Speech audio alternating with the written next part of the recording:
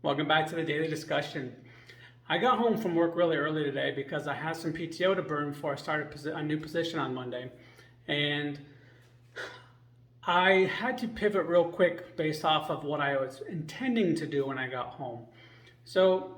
My dad had another treatment today for his chemo, so I was getting on Facebook real quick to do a quick check-in with Dad and kind of, you know, uh, send him some love that way, and as I'm kind of keeping up with some other stuff, and I noticed there was a message from the PICL group, which is the procedure I had on my neck, and I don't always get in there because there are a decent amount of people still in that negative space who aren't ready to hear the positive side, or they're still stuck in that negative mindset.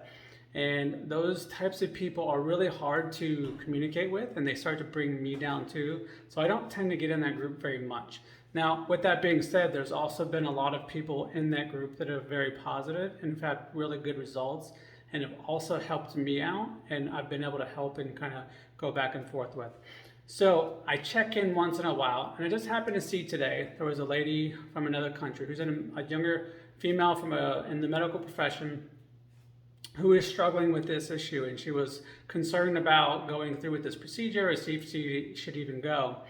And I felt that was more important than what I had planned to do, which was do some more studying. Because at the end of the day, I was able to use the skills I've been talking about.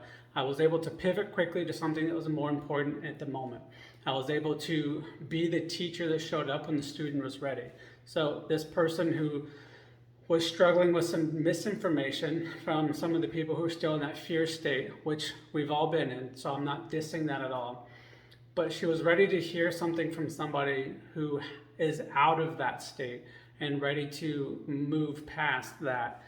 So I was able to pivot and go in and teach her my success and the way I was able to go about, and how although we have somewhat different stories, we have some of the similar symptoms, and so her path can continue to grow.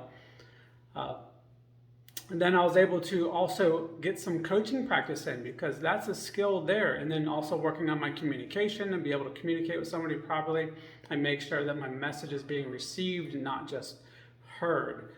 So when something didn't go right, or I didn't say something exactly right, she was using really good communication skills and asking clarifying questions, and I was able to go, oh, I did explain that properly, let me reevaluate the way I'm saying this. So there was a lot of skills I was able to use in that, so I wasn't wasting time. It was something that was super important, and I had to pivot, and I was able to get a lot done in that time.